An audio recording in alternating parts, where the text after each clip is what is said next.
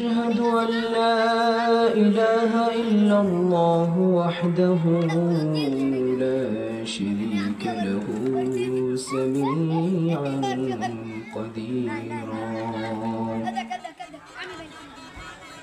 الذي أرسله بالحق بشيرا ونذيرا وداعيا إلى الله بإذنه وسراجا منيرا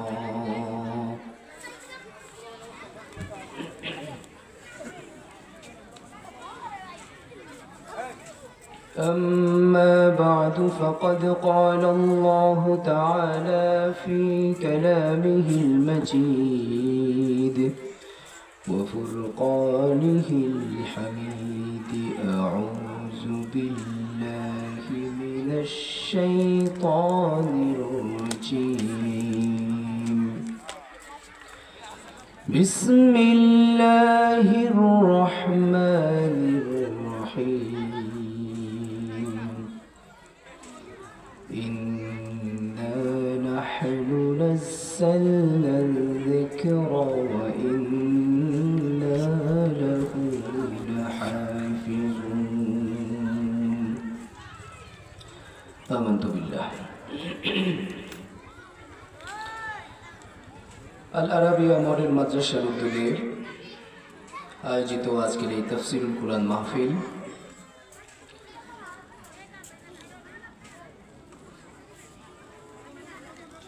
আজকের এই মাহফিলের সম্মানিত সভাপতি আলহাজ হযরত মাওলানা আব্দুর রব হাশিমি, অধ্যক্ষ জাজিরা শামসুল উলুম কামিল মাদ্রাসা, প্রধান বক্তা মুফতি আব্দুল্লাহ আল মামুন মাদারীপুরি, বিশেষ বক্তা জনাব মোহাম্মদ আলতাফ হুসাইন, হাফেজ মাওলানা উমর ফারুক,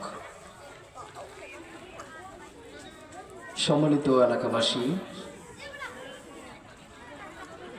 সংক্ষিপ্ত সময়ে কালামুল্লাহ হাকিমের ছোট্ট যে আয়াতখানি তেলাওয়াত করেছি সে আয়াতের আলোকে আপনাদের সামনে যত কিঞ্চিত তাফসীর পেশ করার চেষ্টা করব। ওয়া মা তাওফীকি ইল্লা বিল্লাহ।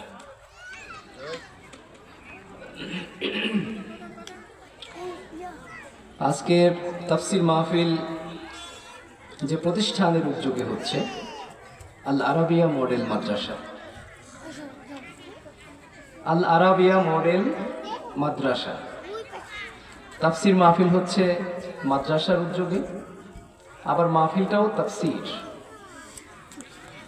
অর্থাৎ প্রতিষ্ঠানটাও এমন যেখানে কোরআন শেখানো হয়।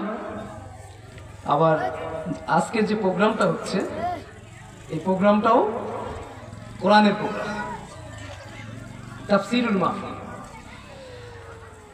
সুতরাং আজকের পুরো আলোচনাই হবে মহাগ্রন্থ আল্লাহ রাব্বুল আলামিনের ঐশী বাণী কালামুল্লাহ হাকিম থেকে ইনশাআল্লাহ।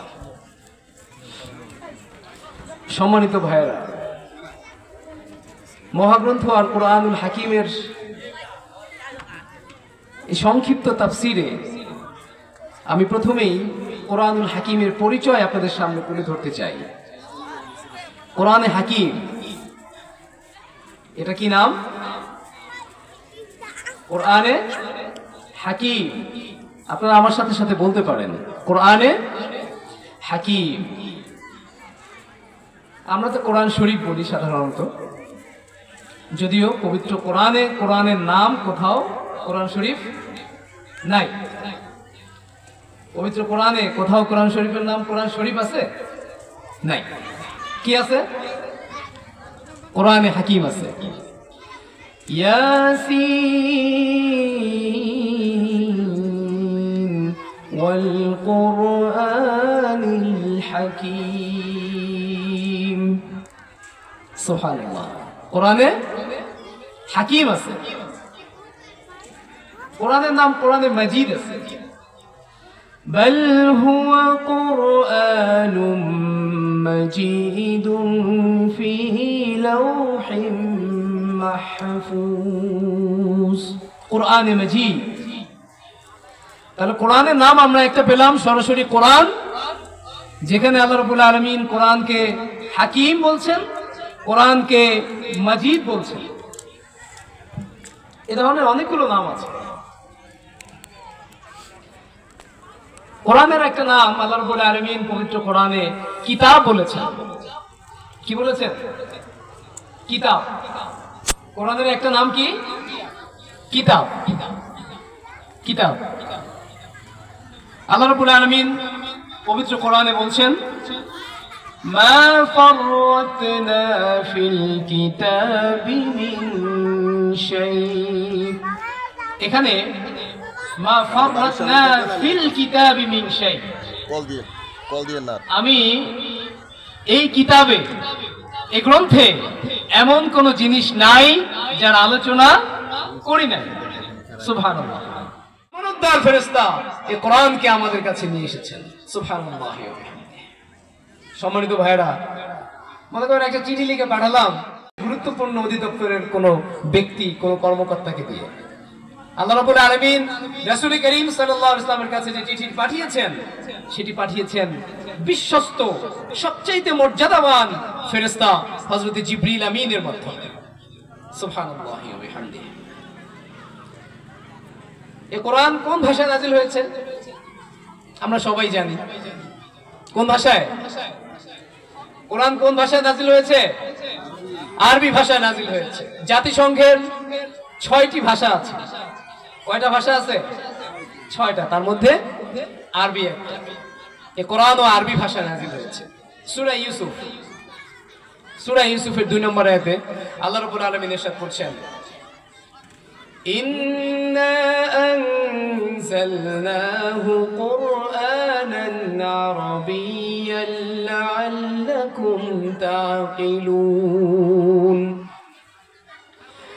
নিশ্চয় আমি এই কোরআনকে আরবি ভাষায় নাযিল করেছি, যাতে করে তোমরা এই কোরআনকে খুব সহজেই হৃদয়ঙ্গম করতে পারো, বুঝতে পারো। আরবিতে নাযিল করা হলো যাতে আমরা সহজে বুঝতে পারি। চিন্তা করেন, একটা মেসেজ যদি আপনি আজকের এই মাহফিল থেকে নিতে পারেন, আপনার লাইফ চেঞ্জ হয়ে যেতে পারে।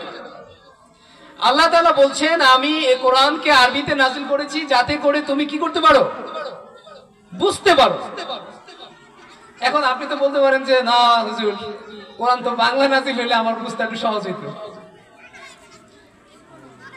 তাহলে কি আল্লাহ তাআলা মিথ্যা বললেন? আল্লাহ তাআলা মহাগ্রন্থ আল কোরআনকে একটা ইউনিভার্সাল বুক, একটা বিশ্বজনীন গ্রন্থ হিসেবে পাঠিয়েছেন, যেটা আজ থেকে 1500 বছর আগে রাসূল করিম সাল্লাল্লাহু আলাইহি ওয়াসাল্লামের উপরে নাযিল হয়েছিল এবং কিয়ামত পর্যন্ত সমগ্র মানবতার মুক্তির দিশারি হিসেবে এই মহাগ্রন্থ আল কোরআন ভূমিকা রাখবে। সুতরাং পুরো বিশ্ব জগতের জন্য, পৃথিবীতে যত ভাষাভাষী মানুষ আছে সকলের জন্য আল্লাহ রাব্বুল আলামিন কোরআনকে আরবি ভাষায় নাযিল করেছেন। এবং আল্লাহ তাআলা সূরা কামারে আরবিতে নাযিল করার পরেও এটি যে আমাদের জন্য সহজ সে ঘোষণা দিয়েছেন। সেখানে আল্লাহ রাব্বুল আলামিন বলছেন, ওয়ালাকাদ ইয়াসসারনাল কুরআনা লিয-যিকরি ফাহাল মিন মুদ্দাকির। নিশ্চয় আমি উপদেশ গ্রহণ করার জন্য এই মহাগ্রন্থকে সহজতর করেছি, বোধগম্য করে দিয়েছি। সুতরাং তোমাদের মধ্যে এমন কেউ কি আছো যারা এই কোরআনকে হৃদয়ঙ্গম করবে, যারা এই কোরআনকে আত্মস্থ করবে, যারা এই কোরআনকে হৃদয় দিয়ে বোঝার চেষ্টা করবে? সম্মানিত ভাইরা, এই কোরআনকে বোঝার জন্য সহজ করে দিয়েছেন কে? চিল্লায় বলতে হবে, এই কোরআনকে বোঝার জন্য সহজ করে দিয়েছেন কে? আল্লাহ রাব্বুল আলামিন।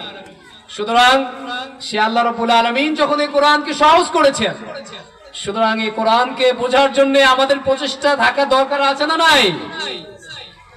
এই কোরআনকে বোঝার জন্য আমাদের চেষ্টা চালাতে হবে। আপনি যে বয়সেরই হন না কেন, আপনি যে পেশারই হন না কেন, যেই ভাষাভাষী, যেই দেশের, যে অঞ্চলের হন না কেন, এই কোরআনকে বোঝার জন্য আপনার পরিকল্পনা থাকতে হবে। এই কোরআনকে বোঝার জন্য আপনার প্ল্যানিং থাকতে হবে। আজকের যে প্রতিষ্ঠান উদ্যোগে মাহফিল হচ্ছে, কোরআনকে আপনাদের বাচ্চা কাচ্চাদের জন্য হৃদয়ঙ্গম করার জন্য তারা আয়োজন করেছে। এই মাদ্রাসাগুলো কোরআন বোঝার জন্য, এই মাদ্রাসাগুলো কোরআনকে আমাদের সোসাইটিতে বাস্তবায়ন করার জন্য ভূমিকা রাখছে। সুতরাং সম্মানিত এলাকাবাসী, আমার এই হর্নের সাউন্ড যাদের কর্ণকুহরে পৌঁছে, আপনাদের কাছে আমার অনুরোধ থাকবে, আপনাদের সন্তান, আপনাদের ভাই ভাতিজা, আপনাদের ছেলে মেয়েগুলোকে মাদ্রাসামুখী করুন, কোরআনমুখী করুন। সম্মানিত ভাইরা, সংক্ষিপ্ত সময়ে কোরআনের পরিচয় আমরা জানলাম। এবারে কোরআনের একটি বৈশিষ্ট্য আমরা জেনে নেওয়ার চেষ্টা করবো ইনশাআল্লাহ। কোরআনের কি এমন বৈশিষ্ট্য আছে যে এটিকে আল্লাহ তাআলা সর্বশ্রেষ্ঠ আসমানি কিতাব হিসেবে চিহ্নিত করলেন? পৃথিবীতে আসমানি কিতাবের সংখ্যা কয়টা? 104টা। তার মধ্যে বড় কয়টা? 4টা। সেই 4টার মধ্যে সর্বশ্রেষ্ঠ আসমানি কিতাব আল কোরআন। কেন, কি কারণে মহাগ্রন্থ আল কোরআন সর্বশ্রেষ্ঠ কিতাব হয়ে গেল? তার কারণটি প্রথমেই সূরা বাকারা 2 নম্বর আয়াতে আল্লাহ রাব্বুল আলামিন ইরশাদ করছেন, আলিফ লাম মিম যালিকাল কিতাবু লা রাইবা ফীহি হুদাল লিল মুত্তাকিন। এটি হচ্ছে এমন গ্রন্থ, যে গ্রন্থের ব্যাপারে, যে গ্রন্থের মধ্যে বিন্দু পরিমাণ সন্দেহ, সংশয়, কনফিউশন, ডাউটের কোনো অবকাশ নাই।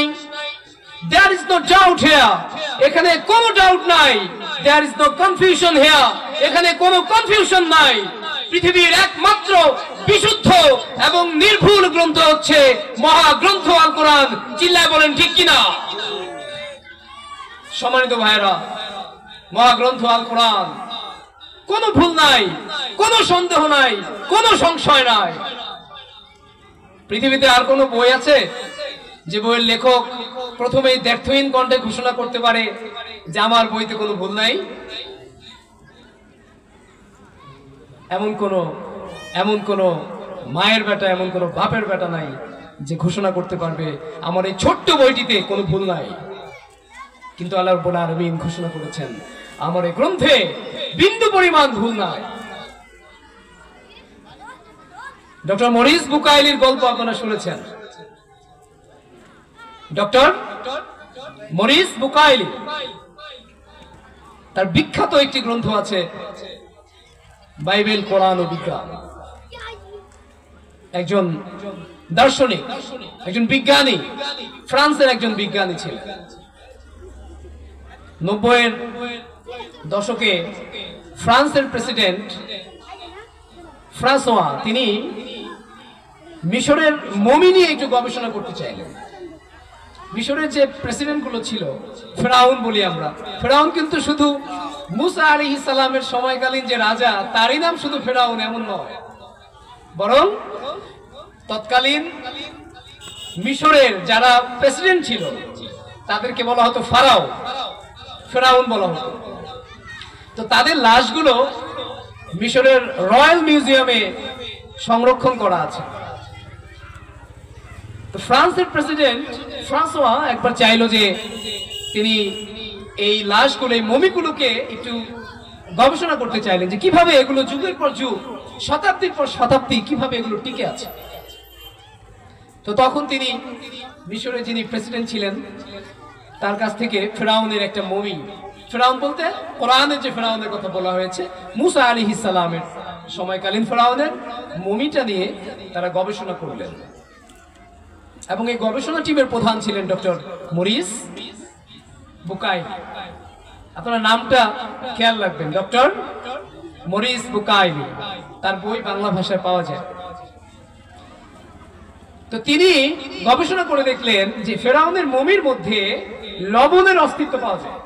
এবং তখন তিনি নিশ্চিত হলেন যে হ্যাঁ, ফেরাউন যে আসলেই নীল নদে ডুবে মরেছিল এটি সত্য।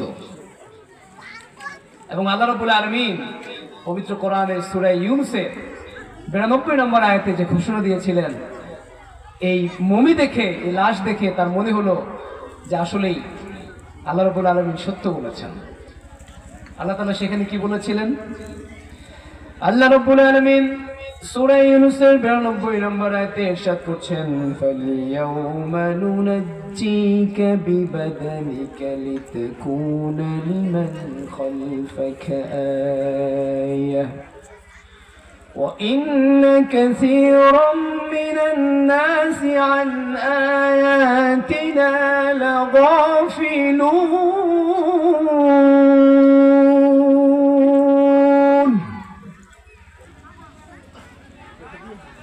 নিশ্চয়ই হে ফিরাউন, আমি তোমার দেহকে, আমি তোমার ডেড বডিকে কিয়ামত অবধি সংরক্ষণ করব, যাতে করে তোমার এই ডেড বডি দেখে কিয়ামত পর্যন্ত অনাগত সকল প্রজন্ম শিক্ষা লাভ করতে পারে। নিশ্চয়ই মানুষের মধ্যে বিরাট একটি অংশ আছে যারা শিক্ষা গ্রহণ থেকে গাফেল থাকে, যারা শিক্ষা গ্রহণ করতে চায় না। আমি সে সকল মানুষের জন্য তোমার এই লাশখানা, তোমার এই ডেড বডিটি আমি কিয়ামত পর্যন্ত সংরক্ষণ করব। সুবহানাল্লাহ। সম্মানিত ভাইরা, আজকের পৃথিবীতেও সেই লাশ, সেই ডেড বডি কিন্তু মিশরে সংরক্ষিত আছে, রয়্যাল মিউজিয়াম। সুতরাং এই কোরআন হচ্ছে এমন কোরআন, বিজ্ঞানময় কোরআন, চিরসত্য, চিরশাশ্বত গ্রন্থ। এই গ্রন্থের সাথে যত বেশি সম্পর্ক করা যাবে তত বেশি লাভ নাকি লস? তত বেশি লাভ হবে না লস হবে? সম্মানিত ভাইরা, আজান হয়েছে, কিছুক্ষণ পরে জামাত হবে। স্টেজে আমরা বিভিন্ন বয়সের ছেলে মেয়েদেরকে দেখতে পাচ্ছি, ছেলেদেরকে দেখতে পাচ্ছি। আমি প্রথমে একটু দেখতে চাই, আপনারা যারা কোরআনের এই তাফসীর শুনতে এসেছেন, ছোট ছোট কচিকাচারাও আছে, আবার বয়োবৃদ্ধ ভাইয়েরাও আছেন। আমি প্রথমে ছোট ছোট যে সকল কচিকাচারা আছে, তোমরা শুনতেছো তো? হ্যাঁ, এখন কিন্তু তোমাদের সাথে বড়দের একটা প্রতিযোগিতা হয়ে যাবে। আমরা একটা তাকবীর দেব, আমরা দেখব যে এখানে প্যান্ডেলে যারা আছেন কারা জয়যুক্ত হয়, বড়রা নাকি ছোটরা। প্রথমে বড় যারা আছেন, বড়রা আল্লাহর নামে একটা তাকবীর হবে জোরে সোরে। আমার সাথে আপনারা একটা তাকবীর দেবেন, দেখতে চাই কারা জয়যুক্ত হয়। বড়রা রেডি তো? বড় যারা আছেন, ঠিক আছে, তাকবীর হচ্ছে লিল্লাহি তাকবীর। না, ছোটরা দিয়ে ফেলছে। ছোটদের জন্য কিন্তু এখন না, ছোটরা পরে, এখন শুধু বড়রা। লিল্লাহি তাকবীর। আচ্ছা, এবার ছোটদের পালা, এবার ছোটদের পালা, দেখা যাবে কারা বিজয়ী হয়। লিল্লাহি তাকবীর।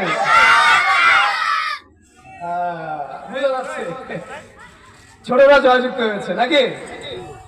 ছোটদেরই তো সময়, ওরাই আমাদের আগামী দিনের ভবিষ্যৎ। এই বাংলাদেশকে যদি কোরআনের আলোয় আলোকিত করতে হয়, এদেশে যদি কোরআনের রাজ কায়েম করতে হয়, তাহলে কোরআনের রাজ কারা কায়েম করবে?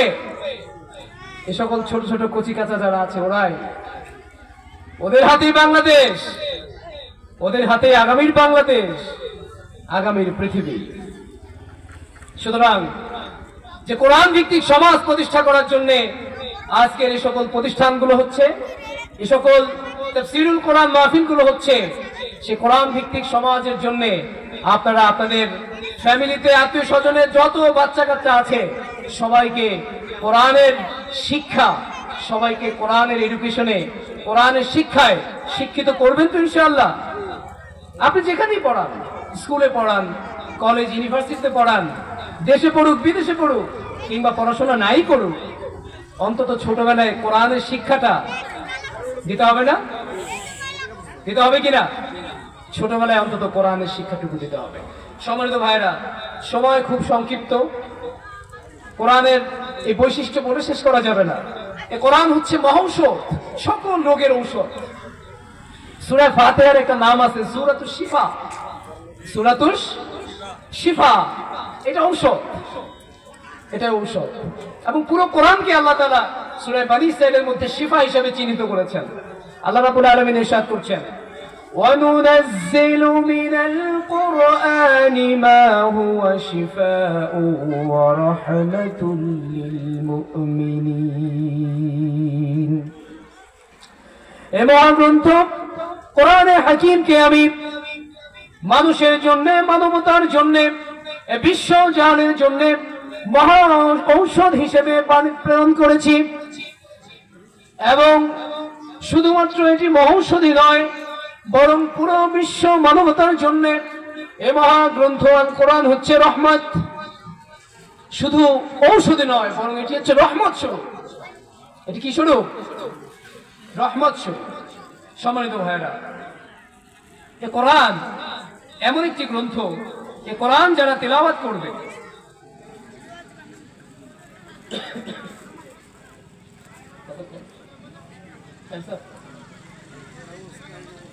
ঠিক আছে, সম্মানিত উপস্থিতি, মহাগ্রন্থ আল কোরআনের এই আলোচনা, এটি আলোচনার কোনো শেষ হওয়ার কথা না। আল্লাহ তাআলা তো নিজেই সূরা কাহফে ইরশাদ করেছিলেন যে এই পুরো পৃথিবীর যত সাগর আছে, যত পানি আছে, সব যদি কালি হয়, তবু এই কোরআনের আলোচনা শেষ করা যাবে? যাবে না। সুতরাং এই কোরআনের তাফসীর মাহফিলে আপনারা আসুন।